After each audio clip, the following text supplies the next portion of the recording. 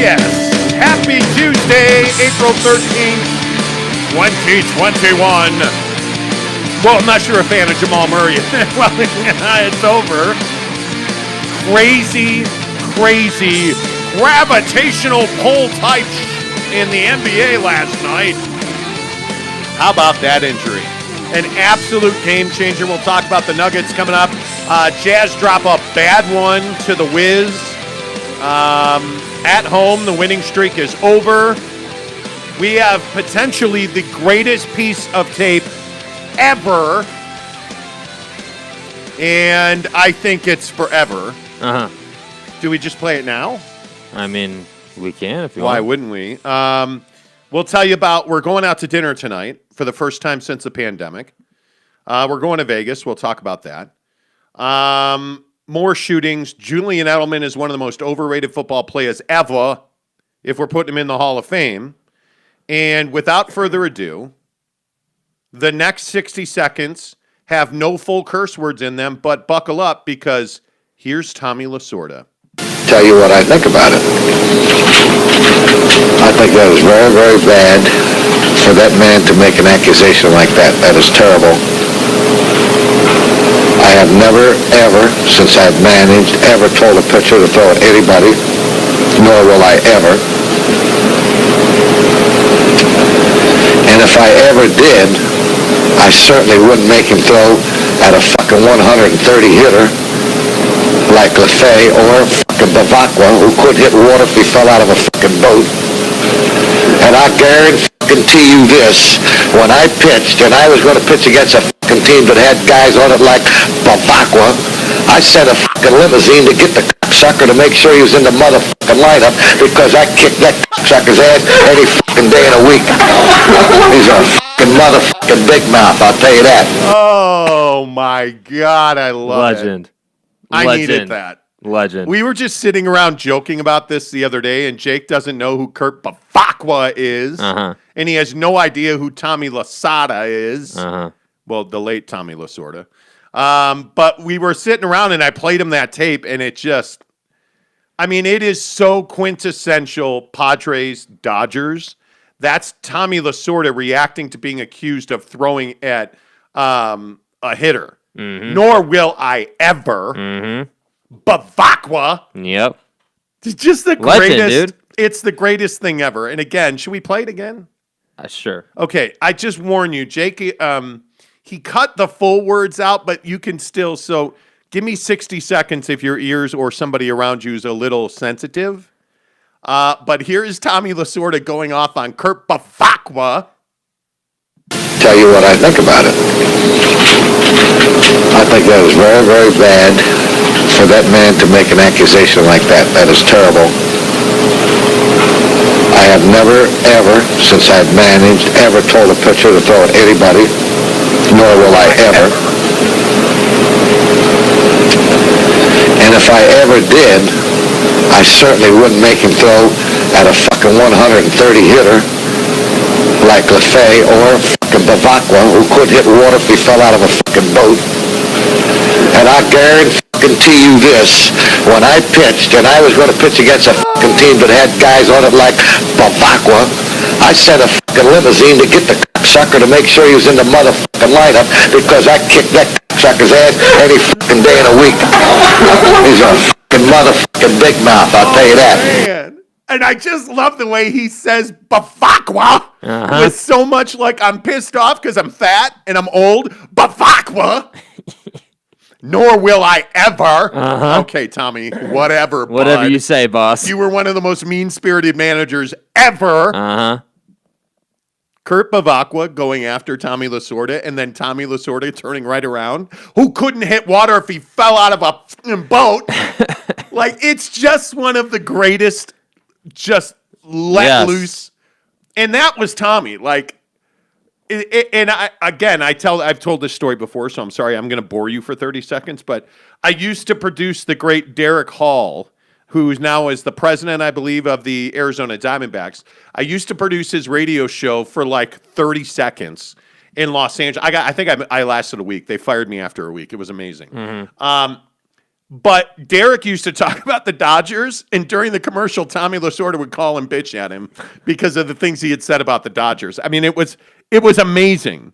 It was amazing. Giggity says, "Good morning, guys. Such a great clip to start the show." We agree. Barry wants to hear some Earl Weaver. No, Jake. Look, I love you, Jake, but you ain't even talented enough to cut out all the F-bombs from an Earl Weaver rant. And if I ever did, I certainly wouldn't make him throw at a fucking 130 hitter like LaFay or fucking Bavacqua.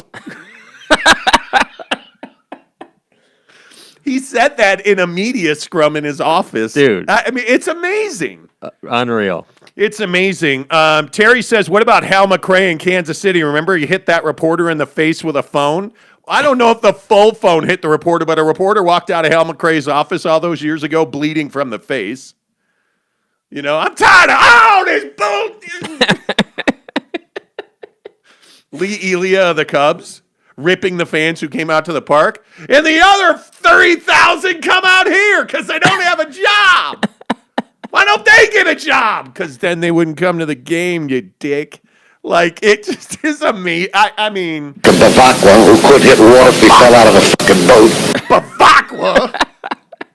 Just the way Tommy says it is amazing. Okay, that's 7.5 minutes of awesomeness. Yeah. Thank you, Tommy, for that. Let's talk NBA hoop here on the Monty Show. Wow, what a night in the NBA. The Jazz end their 24-game home losing streak. Whoa, hello. The Jazz end their 24-game home winning streak last night with a loss to the Washington Wizards, which we'll get into in a minute. The Suns win, and the Nuggets lose big because Jamal Murray looks like he tore his ACL. That is not official, but if you watch that tape and you watch that highlight and you see what happened to Jamal, who was already battling a knee injury and had missed the prior, I think, 3 games, they bring him back, and I think there was under a minute left in the game when he runs down the floor, and you know it's an ACL because it's the Jimmy Garoppolo injury. You plant that leg, and you just get hit by a sniper. Like, it is... Yeah. It's really unfortunate if you're a Denver Nuggets fan because I think this ends their season, Jake. Yeah, I mean, it definitely if he tore his ACL, which I do believe he did as well, it definitely crushes any hope that you had of a Western Conference championship or a potential NBA Finals appearance. I think that they'll still make the postseason, but they'll scrape in and they'll figure it out from there. You know, I think that they have a great team. I think that Aaron Gordon now is going to have the spotlight on him. He's going to have to step up even more, which I think he's capable of doing, by the way. I just think you can't replace the creativity and the way Jamal plays the game. And that's the tough part.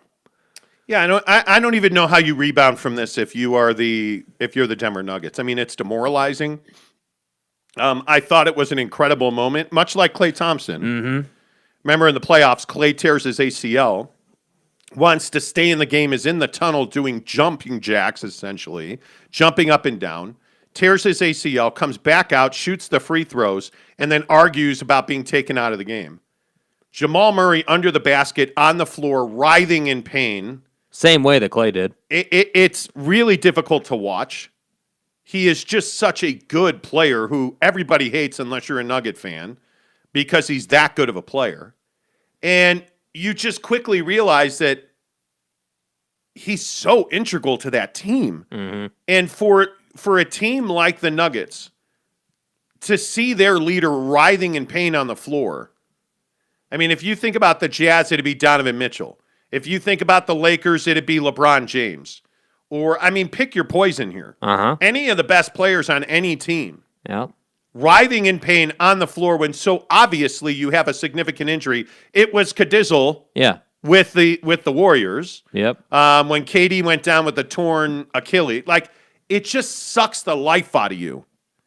And that's really hard to recover from. And then, oh, by the way, you still have a month of the season left to play, so you have a little time to figure this out. But, Jake, I don't see any way on the floor, X's and O-wise, I don't see any way the Denver Nuggets can replace Jamal Murray. Yeah, it's not. So look, you don't replace Jamal Murray. I mean that's not going to happen. But I think that one thing we have to be mindful of is that Jamal Murray isn't the whole team. You know what I mean? Like, yes, he is their leader. Yes, he is one of the best players they have. Yes, he's a massive loss. Yes, to all of that. But at the same time, you have other options here that can still produce for you. And really all that it means is now you're going to go towards more of a team brand of basketball. Instead of playing the two-man game constantly with Jokic and Murray, you're now going to switch to probably something that's more ball movement based and something that puts guys like Jokic and Aaron Gordon in good positions to score. I mean, that's what you have to do as a team. And I think that this will obviously test their depth on their roster. I will say that I think that they've got guys who can come in and play point guard. They won't do what Jamal does. I'm not saying that they're just going to replace Jamal Murray, but what I am saying is that you can find a way to work around this. They'll still make the postseason. I don't know that they win a playoff series. It really depends on the matchup. I think they're still capable of winning one, but much past the first round, I don't think this team has what it takes now without him. So I just think, yes, it basically ends your season from that sense because this team definitely had NBA Finals aspirations. I don't think there's any doubt of that. I just think that this is a crushing blow. So yeah, it really hurts. It really hurts. So let's get into the Jazz last night. Make sure you go ahead and hit subscribe right here on our YouTube channel. Please, if you're watching this video, give us a thumbs up. It makes a huge difference on the channel to give us that thumbs up and that like and hit subscribe. We really appreciate it. We are 5 followers or subscribers. God dog it. I almost made it. Joseph, take the wheel. What do you always say? Joseph, take the wheel. We're 5 subscribers away from 350, which is a huge milestone in such a short amount of time being on YouTube. So we really appreciate that. And thanks to everybody listening on the audio podcast as well. You can subscribe too. Just Google search The Monty Show. Monty, The Monty Show. The Jazz win last night. And really, I think nothing short of a sensational performance out of Bjoan Bogdanovic last night. It was really impressive to see him. I think it was 6 of 8 from 3, 31 points. Really made a difference for a lot of guys that fell off in this game against Washington. I think the absolute bright spot, silver lining, takeaway from this game, Jake, is the performance of Bjoan Bogdanovic. Yeah, I mean, you have to give him credit, finally. I mean, we've been waiting, not even exaggerating, I think we've literally been waiting like 25, 30 games for this guy to come back. And I think that finally you saw last night his capabilities as a shooter, and that's the guy that they need. You can't have Bogdanovic going 1 of 7 from 3 and think that you're going to consistently win. And I think it's one of these things where Bogie needs to continue to build on this now. You know, you can't be a do it for one game and then not do it for 5 games, then do it for 1 game again. I want to see him continue to build on this, but a really nice game for him, no question about it. How do you keep this going? Because I think Bojan's such a huge part of what the Jazz do. He is a builder. He is significant in their success or failure. Now, we can talk all about the offense that he had, and it was awesome. I mean, looking at the box, this is the best line he's had in a very long time. 6 of 10, 33 points last night for Bjoan Bogdanovic in total. I mean, he was at times spectacular. Several of those threes were absolutely scintillating. You know, you look at the fact that he gave you 5 rebounds, and that was really it, only 1 dime. No assists, no blocks, 2 turnovers, which is better, by the way. The 2 turnovers is absolutely better. Yeah. But he's still a turnstile on defense. Yeah. So if he's giving you 33 points on 6 of 10 from 3, I think you'll take the weakness on defense, right? Yeah, I mean, you will. I think the thing, you know, if we're trying to figure out why he went off last night, I think, you know, in watching that game, you know, what I noticed is that the Jazz were able to get the Wizards into precarious situations on defense many times. And a lot of that led to Bogie getting really nice, clean looks. And I think that is important for any NBA team, to get your shooter, to get your guy who you rely on to make threes, to get them open looks is a huge thing. And that happened last night. There are many nights for the Jazz where I look at the shots that Bogdanovic gets, and while by NBA standards they are open looks, they're still contested on some level. Last night there were 3 or 4 of those that were just wide open shots. 2 of them were in transition where he just floated to the corner, wide open shots, knocked him down. He had a really nice one coming off of a pick on the wing. And, obviously it goes without saying that he was feeling good last night. But the Jazz need that kind of production on a nightly basis. And I'm not saying he's going to do 30 every night, but I'd love to get 20, 25 out of Bogie every single night. That's the expectation. Yeah, and I think that's what you need for this team. I mean, him playing that well is just such a boost for this club. And when you really start to think about the strengths and weaknesses, look, folks, we're a month away from the playoffs. Yeah. Strength and weaknesses now are defined. Mm-hmm. And I think what we've talked about on this show for the better part of 8 weeks now is that the Jazz really struggle to contain guards and wing players who get to the basket. You saw Russell Westbrook last night, who is one of my least favorite players ever, but you got to give credit where credit's due. His handle was on point.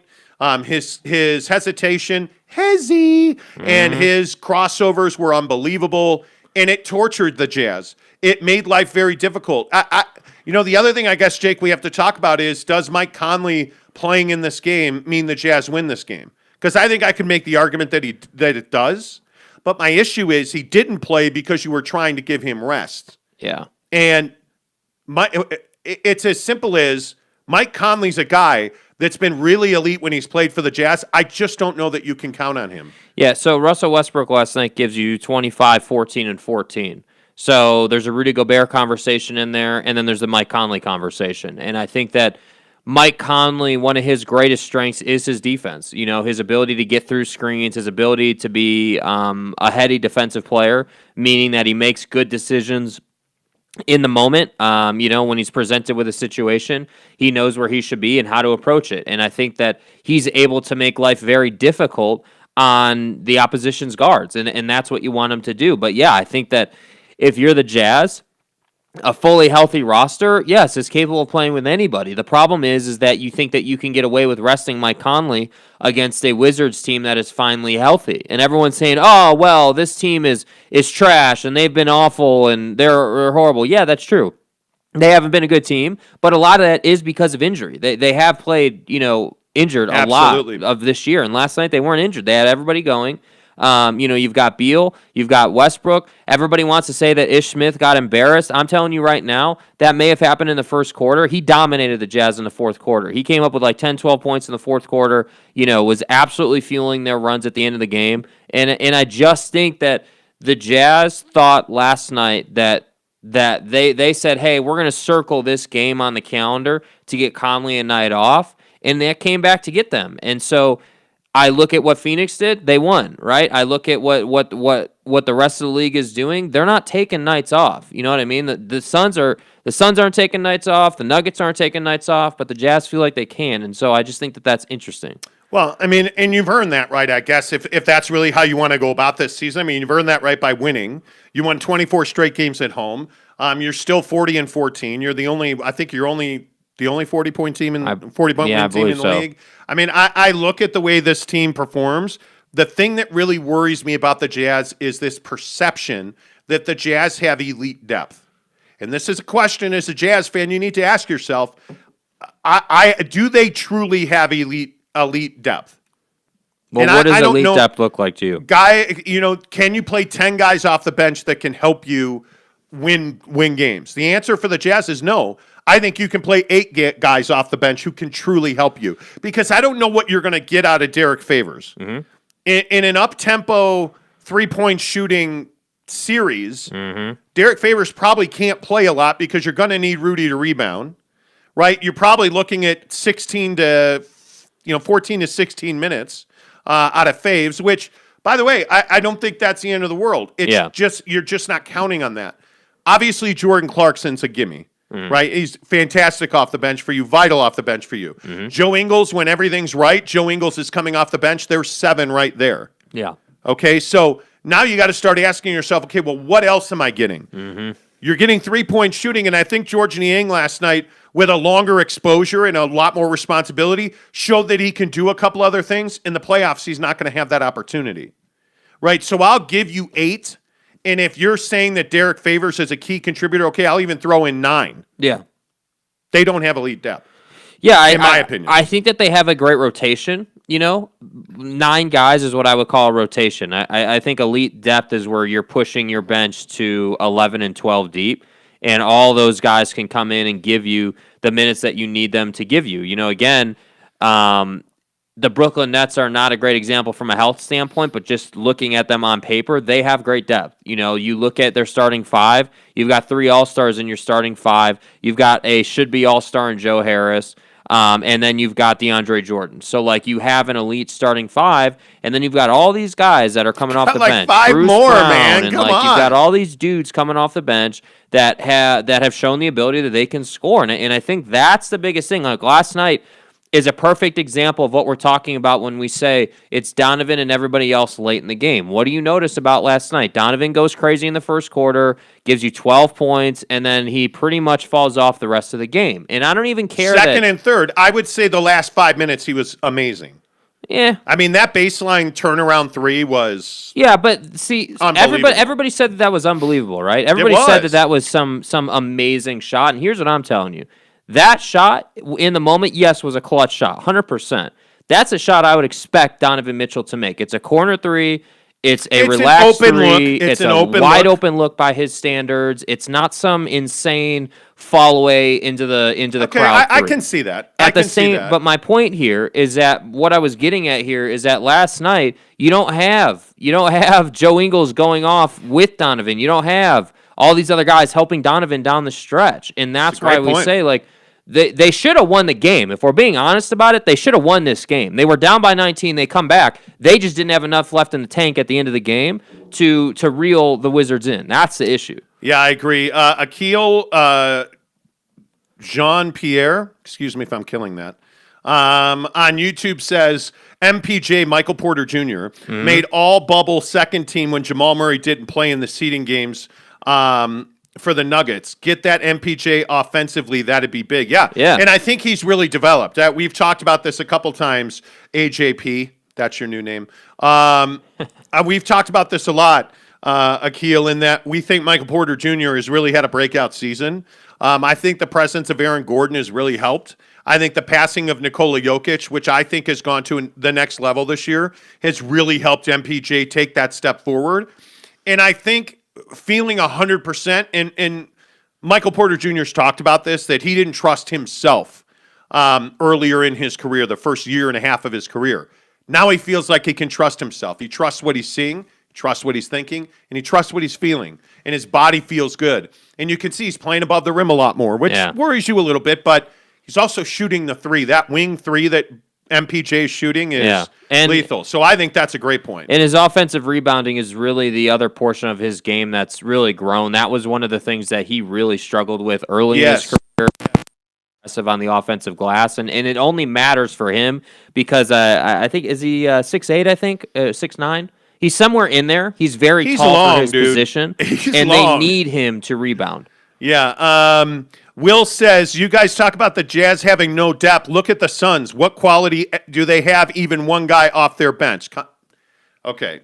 Now, Will, I know you're a diehard Jazz fan. I'm going to give you a second to retract that. Because if you really think there's zero quality, have you seen 1 minute of Cam Johnson?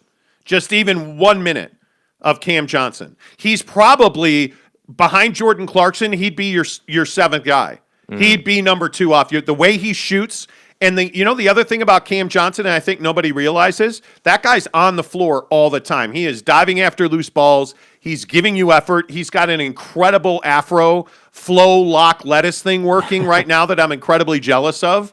And for those reasons, I think you're crazy to say they have not won. I look at the guys who impact the game for the Phoenix Suns off the bench. They get important minutes out of Dario Saric.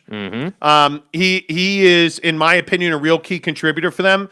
I don't know where he fits in. Is he better than Derek Favors? He's probably more agile, although Favors has shown some bounce. I look at Torrey Craig. It's night to night with Torrey. There are times where Torrey is a vital player for the Phoenix Suns, and he gives them strong depth. But I don't think there's any doubt that Cam Johnson, Craig, Saric, I'd even point at Cameron Payne. Cameron Payne has come off the bench and turned himself into a nice little shooter. Somebody who can give you 10 off the bench. But real even quick. more than that, I think he gives you a tenacious. What's the right way to say this? I think he gives you a tenacity that every team needs. Mm-hmm. He gives you that ability. He's that little chihuahua that bites at your ankles. And he's making life difficult. And he's left-handed, so his release is awkward, but it's quick, and so a lot of guys don't get to the shot. Yeah. I think that matters. I don't think that the Suns I think the Suns' depth is really solid. Better or worse, I think that it's close. We could talk about that all day, but they have good depth. There's no doubt, and I think that I can understand if a Jazz fan hasn't watched a lot of Suns basketball, but I'm telling you, man, the Suns, the thing that separates the Suns and allows them to give the Jazz a run for their money is the Suns are really, really locked in as a team. They understand how to move the ball. They understand what they have to do to go ahead and win a ball game, and that is you can't replicate that. Yeah, I agree. Will continues, and I'm sure you're about to wax poetic about the Laker depth as well. Well, I've only been saying this for 3 weeks now. Yeah, I mean, their depth, the Lakers' depth is the best in the Western Conference, and it's getting better every single night because they're playing heavy minutes now, and so they're developing. I look at Talon Horton-Tucker, and I don't know what more you want out of a bench player. I think that it pisses Jazz fans off that we're not sitting here being ultra positive on the Jazz, and I get that, but at the same time, let's be realistic. Let's not live in fantasy land about the Utah Jazz. I think that the Los Angeles Lakers have elite depth. They have depth that is very rare to see, and we're seeing it every single night. And I think what you have to realize is everybody got pushed forward. Mm-hmm. Okay, so depending on the night, are you starting Kuzma or not? Okay, throw him in as a starter. Take him out of the bench mob. I look at Markieff Morris. Mm-hmm. I look at, again, I just point to, Horton-Tucker. Caruso. Alex Caruso gives them incredible minutes. I think Montrezl Harrell. I think Montrez has gotten exposed a little bit this year, and he is certainly going to have to go back to the lab offensively. But defensively and rebounding-wise and attitude-wise, Montrezl Harrell is the number one guy off of most teams' benches in this league because of his ability. I think when you look at the struggles off their bench, certainly would be a Wesley Matthews. Brutal. But they just picked up Ben McLemore for one reason. They need wing threes. And what did he do in the Nets game? And Gave what did 9 of them? 2 of 7 last night. Yeah. But the guy shoots wing threes. Yeah. And when you look at their bench, the Jazz have half of the depth that the Lakers have. Yeah. And again, I get it. It's the Jazz. It's the Lakers. It's a rivalry. You're never going to say nice things about the Lakers. But if we're being, just being honest down the middle, the Lakers have the best depth in the Western Conference. Yeah. And note I said if LeBron James comes back, because I don't know that he will. There's a month to go, and they're saying he's at least a week away from reevaluation. Yeah.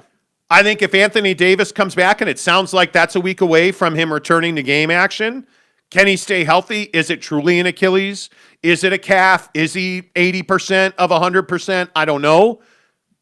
Without their stars, the Lakers are not a playoff team, in my opinion. They're a one series and out, but that won't be because they don't have depth. Yeah. They've got 9 guys right now without LeBron and without AD. They've got 9 guys right now that they're playing, and they're playing at a very high level. Yeah. So I understand that there's a rivalry there. And again, I'll just go back and say, I think the story of the NBA last night was not the Jazz losing, it's Jamal Murray. Mm-hmm. And I think that, and I hate to say it this way, but I think the Jazz are very fortunate with this situation in Denver. Yeah. Because you're not playing your best basketball right now, but you certainly saw something of a return out of Bjoan Bogdanovic. And the pieces are in place to win a championship, or at least contend for one. There's so many unknowns right now. You don't know where Denver's going. You don't know what's going to happen with the Lakers. You really don't know who's going to show up in a Clipper uniform night tonight. I don't know what you have in a long series in Phoenix. But what I do know is that you have the quality and you have guys that are battle tested in Utah. Yeah. This team can contend for a championship right now. And Jamal Murray's injury, if it truly is an ACL and he's kaput, there's no reason the Jazz shouldn't win the Western Conference Championship. Totally agree. 100%. Yeah. I'm 100% with that. Now, having said that, this situation in Minneapolis last night and the Nets not playing, the East is wide open.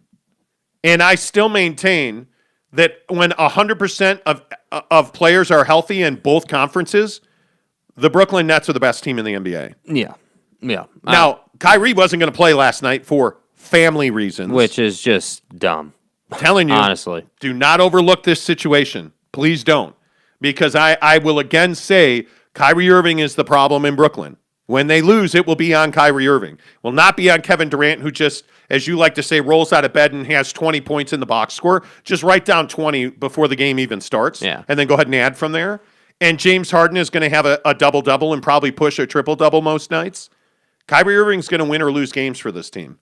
And it'll be interesting to see how long these family reasons continue or are tolerated in Brooklyn. Yeah, that's my question. I mean, why are they tolerated? Like you don't need them to win. Clearly, I mean that's been on full display. I don't know about that.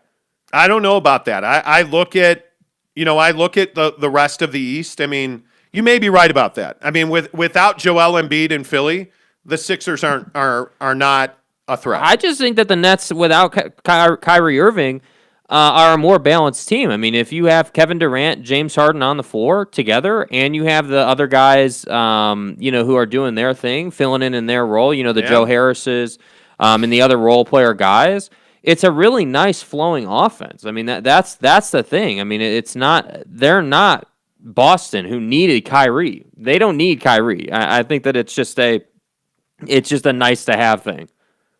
Yeah, I don't know, man. I think when I look up and down the standings in the East, it's inexcusable for the Nets not to win the Eastern Conference title. Yeah, well, that's what injuries will do to you. I look at all the injuries around the NBA, and I think whether it's LeBron and AD, Jamal Murray, Giannis Antetokounmpo, is another one. I look at all these major injuries, and obviously there is wear and tear. And we have not seen the last of a superstar going down to injury here. Yeah. These guys have played a lot of basketball. Basketball is much like football. It is incredibly, incredibly, hard on your body, knees, ankles, Achilles, backs. I look at Bradley Beal. They're saying it's not a hip, that it's a back injury. These guys have all played a lot of basketball. And if you're LeBron James and you went to the NBA Finals every year for a decade and the Olympics in between there, and you have a lot of mileage on those tires right now. And I look at Anthony Davis, that's a big man who plays a lot of game at the rim, who played deep in, obviously, winning a championship. I mean, I'm not surprised to see these injuries. I'm not with the Jazz Nuggets series in the bubble last year. I'm not surprised to see that some of the Nuggets are breaking down. Yeah, I mean, yeah, you have to be careful with what you're seeing here. And you look at some of the situation with Giannis. He's got a sore knee. You better slow play that. Yeah, I think a lot of these guys who are sitting out have sore knees or sore legs or sore this or sore that, and I think that you do have to slow play it. But I think that's what we're seeing with Mike Conley. We're seeing them.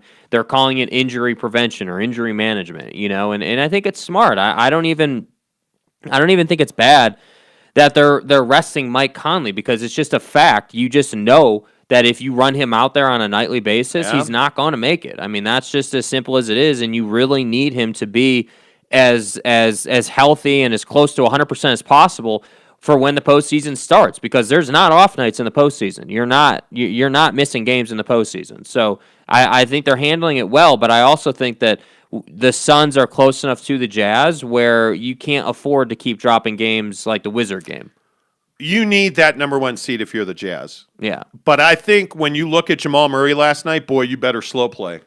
You should find a game or two for Donovan down the stretch. Mm-hmm. Because you look at Jamal Murray and you look at the physical pounding that Donovan Mitchell takes every single night. He plays up in the air. He attacks the basket. He gets body blocked on a nightly basis. You look at Jingles last night, taking that Bradley Beal shoulder to the stomach. Those are the kind of things that it's moments like that you can never get back. Yeah. And I think the Jazz are so close. And I'm hesitant to say this is as close as they've been since the Karl Malone, John Stockton era. But, man, I feel like this team has the ability. That's arguable. Well, I think this team has the ability to be elite. And if you lose a Donovan Mitchell, or look at the impact Jordan Clarkson is having. They're losing close games. If he just gave you 10 points, you're probably winning these games. Yeah. So it's just something. It's something to keep an eye on. Brandon Whiteside says Nets are a bunch of mental cases. I agree with that. Totally agree. I think outside of James, I think KD clearly and Kyrie clearly are head cases. Yeah, sure. I agree with you.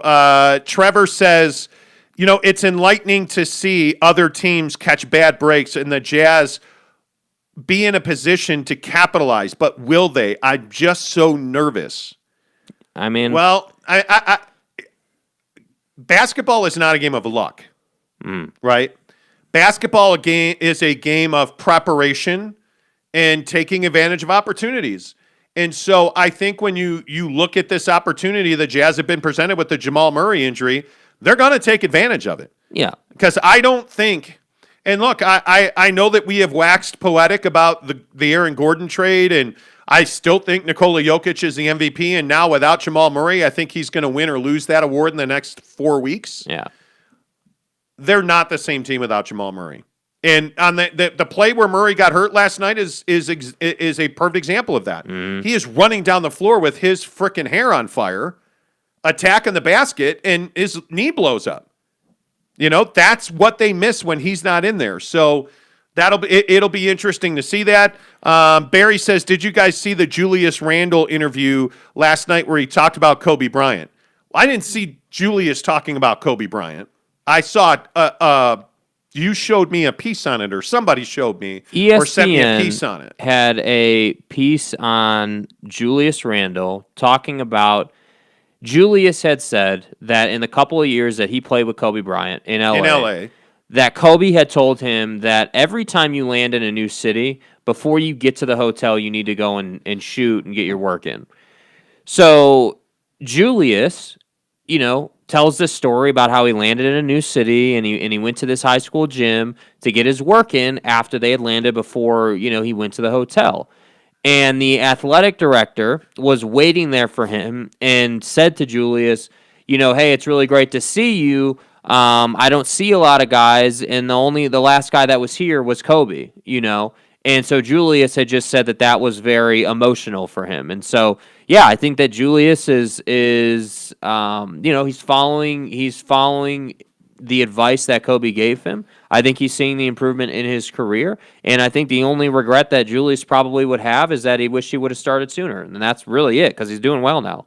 Yeah, and I think he is. I just think that it is that whole story, tells you what Kobe was. And the story that I saw talked about how the Knicks landed in Detroit, and Julius had set up a high school to go and practice, get his shots up before going to bed.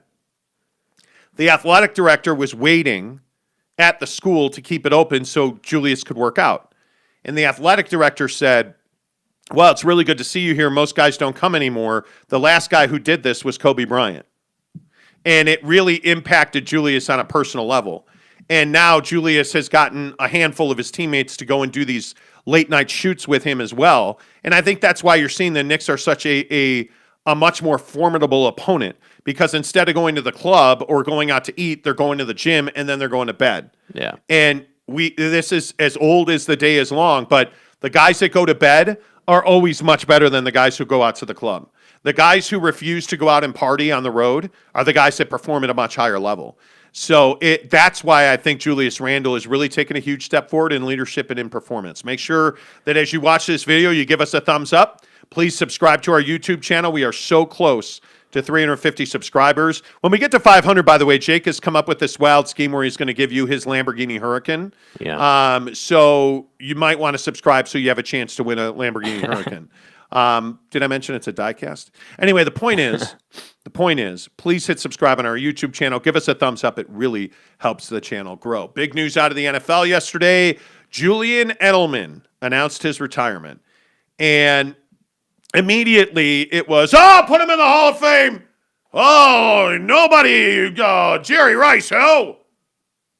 All of a sudden, well, nobody said it like that. But all of a sudden, Julian Edelman was the greatest wide receiver since sliced bread. And we do this all the time. Julian Edelman is in the Hall of Very Good. Julian Edelman has very good postseason stats. Julian Edelman's not a Hall of Famer, Jake, in my opinion. Yeah, I agree. I think that Edelman. So Edelman has this thing where he's got this amazing story, right? Comes from a Nowhereville high school, was not heavily recruited, had to earn his way in the league. All this stuff. Like basically the great, hey, I'm nobody, came from nothing. Ended up being a 3-time Super Bowl champ, a Super Bowl MVP, like all this awesome stuff, right? And I think people want to say, hey, he's a Hall of Famer because he's got 3 Super Bowls, he's a Super Bowl MVP, and he's the reason that they won some of those rings. He made some amazing plays. And what I'm telling you is, yes, that is very much true, but I'm also telling you that a Hall of Fame career in totality is not made just simply in the playoffs. You know what I mean? Like Tom Brady, think of it this way. If Tom Brady was just an average-ass quarterback in the regular season, and only had greatness in the postseason, he wouldn't be who he is today. If he was that, his name would be Nick Foles, and that's why Nick Foles isn't a Hall of Famer. So that's why I say Edelman is a phenomenal player. He has a great story. He's what you want every NFL player to be, but he's not a Hall of Famer. He is a Patriots Ring of Honor guy, yes, no doubt about 100%. that. 100%. But, I think the best comparison is Wes Welker. Wes Welker completely changed the slot position in the NFL. The only difference between Welker and Edelman, obviously, is Welker doesn't have a Super Bowl ring. And he, in Denver and in New England, happened to play there over, 6-8 years, where Manning and Brady were going back and forth, and he was on the wrong side of it. So Welker doesn't win a Super Bowl ring. But I can also think of names like Gary Clark. I can also think of names, like Torrey Holt with the St. Louis Rams. Mm-hmm. If Torrey Holt's not in the Hall of Fame, no, you are not putting Julian Edelman in the Hall of Fame. Mm-hmm. That just that's an impossibility. Torrey Holt, made 7 Pro Bowls, won a Super Bowl, 920 catches for 13,382 yards and 74 touchdowns. He's not in the Hall of Fame. Yeah. I look at a guy like Reggie Wayne. Like Reggie Wayne's another guy. Like, listen, I'm not trying, and this is the unfortunate part of these conversations. Yeah. You wind up knocking Julian Edelman because Wes Welker's not in the Hall of Fame. These guys are all really good football players. Mm-hmm. Wes Welker belongs in the Hall of Fame, in my opinion. Mm-hmm. I don't think there's any question Torrey Holt, who was on the greatest offense ever, was the best wide receiver on the greatest offense ever, belongs in the Hall of Fame. Mm-hmm. That doesn't mean that Julian Edelman was an elite wide receiver who belongs in the Hall of Very Good. And the Hall of Fame is for revolutionary, elite, top of the world wide receivers, of which Julian Edelman was not. Right. And I think that is the succinct way of saying it. I just think that it's one of those things that you have to find your niche. Wes Welker revolutionized the slot. I look at Reggie Wayne. Reggie Wayne was a dominant player. I look at Torrey Holt. Torrey Holt was the jet go guy. Yep. A lot of people argue that Marshall Faulk made him great because he forced one-on-one coverage because everybody was doubling Marshall. Okay, great. Cool, he still had to catch the ball, guys. He still had to run the route. He still had to run by the guy, and he still had to catch the football. And granted, it was thrown by Kurt Warner, who's arguably the best deep ball thrower of his generation. Torrey Holt still had to run down the sideline and catch the football. Yeah. You know what I mean? Like, I just think we underrate the performances of some of these guys to make Julian Edelman look better. Yeah. So, Yep. and if there's an argument to be made for the talent around you, Tom Brady is the ultimate maker of wide receivers. See Chris Hogan. Yeah. Yeah. Right? Yeah. I look at Troy Brown. Yes. I look at, how many. I think Julian, one thing that I will say is Julian's one of the best clutch players there's been. One of the best guys at playing what's called backyard football. That's what I like to call it, where it's a real dirty play. It's it's two guys battling in the middle of the field to get the ball. Like he does a lot of great things for his role, but he was not. I mean, people are treating Julian Edelman like he was again the Jerry Rices of the world or something, and that's just not. That's not who he was to the league. He was that to the Patriots, but not to the NFL in totality. Yeah, totally agree with you. Make sure you give us a thumbs up. Hit subscribe on our YouTube channel. Just search The Monty Show, Monty, The Monty Show. You can find our YouTube channel by going to our website, themontyshow.com, or you can just plug it into Google, Monty, The Monty Show. And our YouTube channel comes up first because, well, we're SEO gods. Give us a like and a subscribe. A difficult subject now.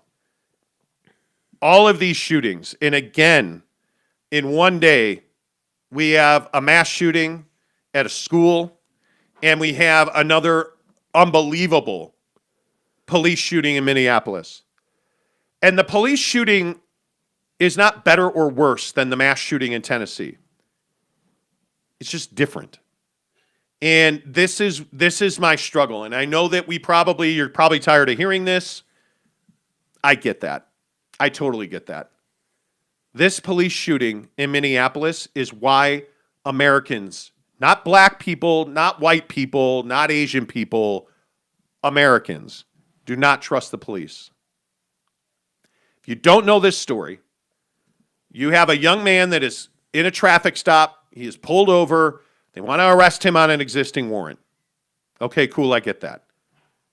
We don't know the exact details. A struggle ensues. An officer pulls out her service weapon and shoots him and kills this guy. The explanation lacks significantly. This police department says, and what the officer says, and what she says on the tape, you hear her say, taser, taser, taser. And then you hear shots out of a Glock. And here's the thing that I struggle with this explanation. Okay, let's say we believe this officer.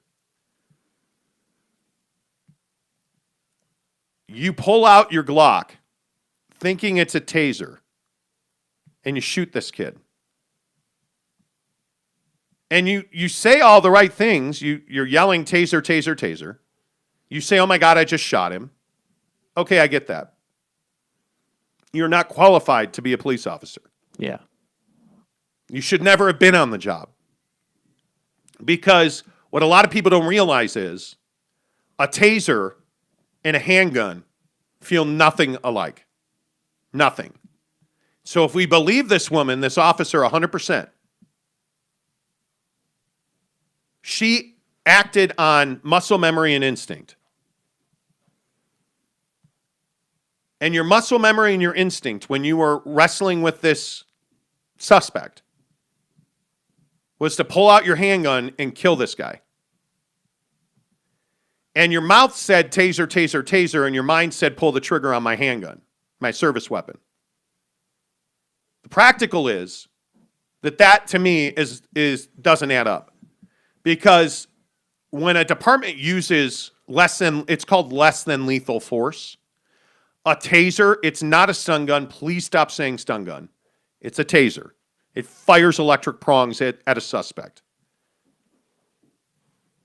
According to code, in most police unions, tasers are not allowed to be placed on your hip for one exact reason. So you're not accidentally pull it out and think it's your gun. Number two, police certified tasers are plastic, smaller units that feel nothing like a gun. They don't weigh nearly what a service weapon weighs. They feel completely different.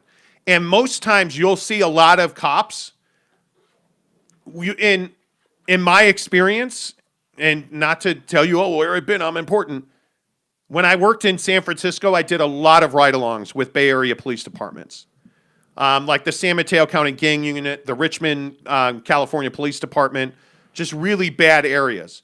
Their tasers are on their rib cage. They're literally right here within reach.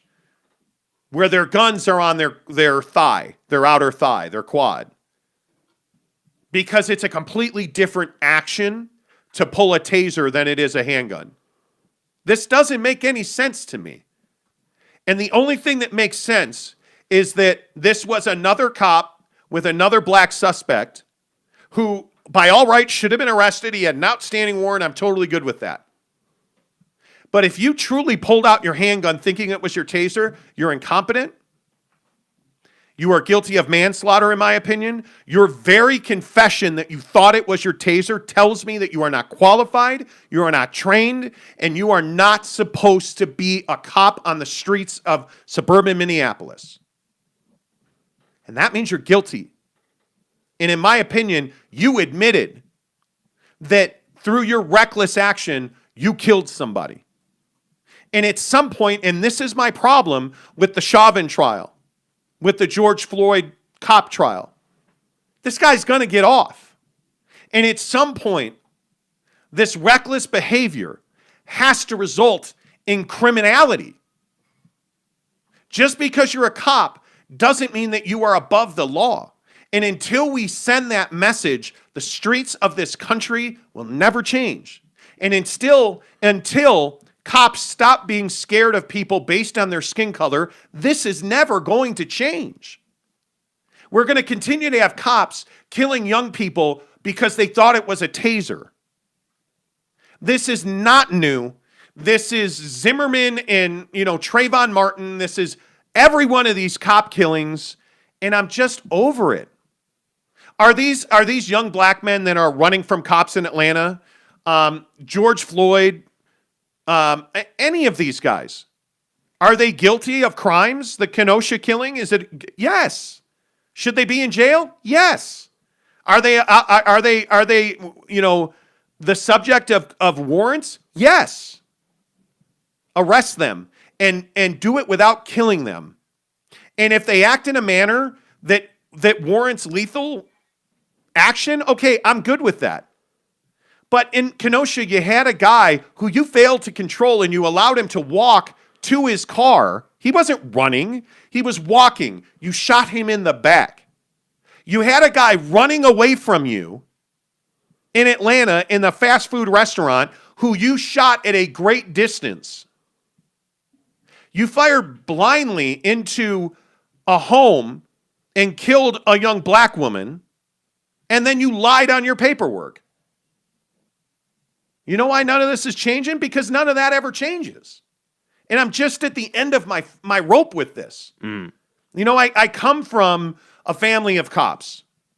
My Uncle Carmi, my Uncle Danny, my brother, they were all cops on the job, on the street. I've done a ride-along with my brother many years ago. It's not an easy job. And I can tell you over the last 3 years, this job's changed completely. Absolutely, it's changed completely. Mainly because of the access people have to weapons in firearms of just absolute mass destruction, whether that's an AR or any gun you want to point to. The job's become much more dangerous. You have no belief in who you're talking to. And when you watch the way that this all goes down and you start understanding that a police officer's first instinct is to pull their weapon, that usually doesn't end well. When a police officer pulls their weapon, you're either going to comply or you're going to get shot. And cops don't shoot to wound. Every time there's a police shooting, everybody's like, oh, well, why can't they shoot him in the leg? It doesn't work that way. You're not allowed. Do you realize this? And I don't think a lot of people realize this. Police officers are not allowed to fire their weapon to wound. If you were going to shoot your gun, you were only to shoot that gun to kill somebody. And it better be a good shoot. And I'm telling you, this thing in suburban Minneapolis was not a good shoot. And I'm just over it. I'm so burned out. Like, I saw this press conference yesterday, and like I'm sitting here, and it was the one day that my wife was not working at home yesterday. She was actually off. Her mom is in town. And I'm sitting here watching CNN, watching this news conference, and I just was really angry. Uh-huh. Like, I was really, really angry. And I just wanted to talk about it. And it just, that's all I'm really frustrated. I'm angry. Like, how do you fix it? I don't think there is fixing it. That's the problem. I mean, until there's going to be, accountability, there's really no fixing it. That's why this George Floyd trial is so important, because it is essentially an accountability trial, And yeah, I mean, him getting off is just going to send the message that cops can keep doing this. And I totally agree with your take about, this cop being incompetent. I mean, the idea that you would confuse your Glock with a taser is insane. I mean, that's just not, that lacks on so many levels, a professionalism level, an education level. Like, there's so many areas that just says, hey, you're not prepared at all. So it's disappointing. And this officer is a 48-year-old, 26-year veteran of the police force. And again, being a cop is difficult. You've been on the job 26 years, and you confused your handgun with your taser. Right. I'm sorry, man. It's not good enough. I appreciate your service. I appreciate that you've likely given your life to this position after 26 years. But I believe you are a criminal in this situation. You took somebody's life. Yeah. And you may have done it accidentally. Okay, great. Manslaughter, murder 2, whatever you want to throw out there. Like, I just, there has to be accountability. That's as simple as it is. In our day-to-day jobs, if we don't perform, we're held accountable. If somebody makes a mistake, if your accountant makes a mistake and you end up having to pay $5,000 in taxes that you shouldn't have had to pay, who's going to be held accountable? Your accountant. Oh, but if a white cop kills a black man who should not have been killed, or the situation didn't warrant that level of force, there's no accountability. And I don't know how that works. I don't know why it's like that. And here's the issue that's going on in this city, and that is that they fired the city manager because the city manager said the officer should be given due process after the mayor said that this cop should be fired. And I'm kind of in the middle here. I absolutely believe everybody who commits a crime, guilty or innocent, should be given due process. Mm-hmm. And she should be fired. Yeah. Because, again, I can just only say, if you mistook after 26 years on the job, if you mistook your taser for your handgun, you're incompetent. You shouldn't be on the street. So they're arguing over, and this is what happens. There is a layer of protection for cops that does not exist for criminals. Yes. And these cops in Minneapolis in the George Floyd case, they're criminals. This Derek Chauvin that murdered George Floyd, I mean, this guy knelt on his neck for 9 minutes. He wasn't trying to kill him. He was just trying to control him in the situation. And that's what we hear. Now listening to the evidence and understand, like the entire Minneapolis, police department training and management staff have turned on Chauvin. Now, whether they needed to, or wanted to is different. But they're talking about how this is not how they're trained. Yeah. Nobody trained this officer in Minnesota to kneel on his neck like that.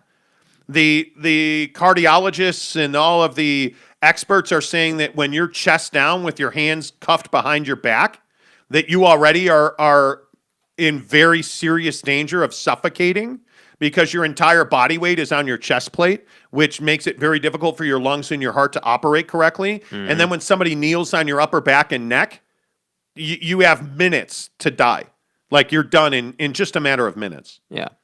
Couple of comments here. Sean says, my dad was a firefighter, so I support the police, but just like every job, there are people that just aren't in their job for the right reasons. Absolutely. Completely agree. Brandon Whiteside says, what happened to compliance? What happened when no one wants to become a police officer? I think we're very close to that now. You know, I mean, it's a very difficult job. I would not want to be a police officer. Yeah. I tip my cap to those that are in the academy now and are brave enough to do that. It's very difficult. It's a very difficult job. Brandon also says everyone should have to serve as a police officer. Not every police involved shooting is the same. Don't blanket them. I'm not blanketing anybody. But the ones that you're seeing the most publicity about, I mean, what happened in Atlanta where they shot this guy running away from them was frustration and anger and emotion, and they killed that guy. Yeah. He's running away from you. Why would you shoot him at that distance? Yeah. That makes no sense, right? I look at this thing in Minneapolis. I look at George Floyd. Like, these are all senseless killings that are outside of police protocol. Yeah. So there is no blanket coverage when it comes to, I mean, there are so many of these. The Breonna Taylor case alone should tell you that police get a free pass most of the time. Yes. And that's what's got to end. Sean says, I get that, Brandon, but all the cases recently, it's been hard not to. That's exactly right. Brandon also says, agree, but with all the resistance and non-compliance, it put police into a serious situation versus compliant citizens. Criminals have never been compliant, and criminals will never be compliant. And the problem is, when you have bad shoots and murders like this by police officers, criminals are going to push harder. Because even if they do get killed, they know their family's getting a payday. Yeah. And that is a significant issue facing police now. Mike says, this is a ridiculous commentary. Stick to sports, Dick. Thank you, Mike. I appreciate that. Yeah, it's good to hear from you, bro. God forbid that we would give our opinions. Larry says, I used to be a police officer. I could never consider being one again. The job is not what I ever knew. How do they even teach you to be a cop in the academy these days? That I don't know. That's a great point. I don't know. Yeah, I mean, I think I that don't it's, know. Yeah, that's tough. I don't know. You know, I just, this will be interesting. Mm-hmm. Brandon says, I've been watching the trial. It's way more complicated than your explanation. Wait for the defense to present their side. Well, the cross-examination by the defense has been lackluster at best. Because they don't have anything. What are you going to say? The video speaks loudly about Officer Chauvin's activities. Mm-hmm. Nobody ever trained a Minneapolis police officer to kneel on a suspect's neck. Yeah. That you're murdering him. He is yelling that he cannot breathe, and then he's no longer able to yell. Like, one of the things this pulmonary expert talked about was the myth that if you are suffocating, you can't speak. And there is this belief that if you're laying on the ground and you're like, oh, I can't breathe, well, you're speaking so you can breathe. Not necessarily true, apparently, as it turns out. You can be suffocating and still speak. You'll be limited, which is exactly what happened to George Floyd. He was able to huff and puff that, hey, I can't breathe. And then he's not able to speak anymore. Yeah. And he started acting with compliance, and Chauvin still kept his knee on that man's neck. Yeah, and that's for the 9 thing, minutes. That's the thing you're not going to get away from if you're Chauvin. Like it's one thing. Like, we see cops from time to time, like when they're chasing somebody and they finally run that person down, and the person's face down and they're in a wide open space, and the cop has their knee on the back while they get the handcuffs around the suspect. We see that all the time. And so it's not even the issue. That's the issue. The issue is that he kept him down for 9 minutes. Like you can't tell me that for 9 minutes you felt that was necessary. And that's the thing that I think everyone is outraged by. There's no reason that George should be dead. Now, the arrest portion and all that stuff. Should he be in jail? Yeah, that's a different conversation. Sure. But Sure. He shouldn't be dead. That's the thing. Yeah, I mean, it is what it is. I mean, I appreciate the exchange of ideas, and Brandon Whitesides and Mike and everybody else. You're not wrong, and I'm not right, and I'm not wrong, and you're not right. Like, we have to, in this country, get to a place where we can have diverging opinions. Mm-hmm. We can't talk Democrat versus Republican because it's the damn liberals and the crazy religious right. Instead of, hey, like, we think it should be this and you think it should be that. Where's the middle? Like, where's the middle on gun control in this country? We had more kids go to school yesterday and have a traumatic incident. And we're still going to say that this is okay. Hey, Second Amendment. Second Amendment didn't, when it was written, they didn't know about ARs and they didn't know about, large capacity clips with hollow point bullets. Yeah. They didn't know about that. And never did it say that ordinary citizens should, have weapons of mass destruction. Yeah. There has to be a line. There has to be a compromise somewhere. It's amazing. All right. Make sure you give us a thumbs up and a subscribe. And finally, let's talk about going out to dinner. Mm-hmm. We are going to go out to a legitimate sit-down dinner tonight for the first time since the pandemic. Uh-huh. We have gone and done some takeout. We have done some carefully planned breakfasts, but we have never sat down for a full-service dinner since coronavirus began. Mm-hmm. And we're going to do it inside, not on a patio. So this is the first time we've really gone all in. Is it too early? Because we are now fully vaccinated. By the way, you got the J&J vaccine. How do you feel about that now that there's all this talk about blood clots? Fine. I think it's such a small percentage of people that the problem is that the people who are being affected by it, it's a very serious problem. So, it's a big deal. Yeah. So we're going to Red Iguana tonight. Mrs. Monty's mother is in town. And it's the best Mexican restaurant in the country, so why wouldn't we? Mm-hmm. But then this weekend, we are going to Las Vegas, and we are going to Mastro's Ocean Club. Mm-hmm. And it's going to be off the chain. Can't wait, dude. We are going to have dreamberries and steaks, and we're going to do it inside. Yeah. Is it too early? No. I too early or too late. I don't even like to look at it that way. I think you just have to check a couple of boxes. So, you definitely have to have a vaccine. You got to let the vaccine take hold of you. You have to let it, do its thing. They say it's like a week after you get it or whatever. And then once that happens, I think that, it's different for everybody. I think the comfort level for people who are younger than me, they don't really even care. I mean, obviously we've seen it. I mean, they're out every weekend. I think for people older than me, I think that they do care and they worry about it. And so it's just this whole thing where it just really depends on how you look at it. Me personally, I think I've done everything that I can do. I think that I've taken a vaccine. I wear a mask pretty consistently. Like I try to, avoid being around a ton of people at one time. So it's like I just think you have to be mindful of what you're doing. That's all. Lunchtime lifting has been nice because there's nobody in the gym. Yeah.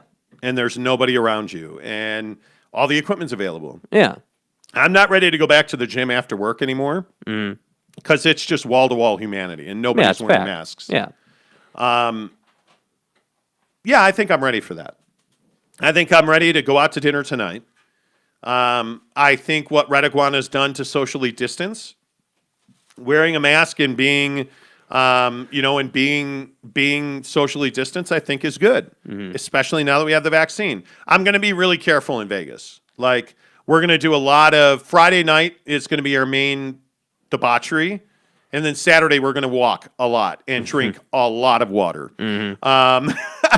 So I'm ready for that. I'm ready, and it'll be interesting. Make sure you follow us on social. Jake is SLC Supercars. I am The Monty Show, Monty, The Monty Show. It's going to be a great weekend. We're really looking forward to it. Looking forward to Red Iguana tonight. Yeah, Red Iguana is amazing, man. And they do a great job with takeout at Red Iguana. It's not the same. No. It's not the same. No. I want my nachos. Yeah, I want them hot. I want my enchilada suiza. Yeah. I'm ready. It'll be good. Make sure you give us a follow. If you're watching this video right now, please give us a thumbs up. That helps us a lot, helps the channel grow. We're so close to 350. We're so close to 500. Again, Jake's giving away a Lamborghini Huracan at 500. I wish. Autograph on the the front quarter panel. Yeah. Get to 500, you could win a Lamborghini Huracan. Stop. Diecast model. Anyway, there you have it. Appreciate you watching. Until tomorrow, say chips and salsa for everybody. Chips and salsa for everybody.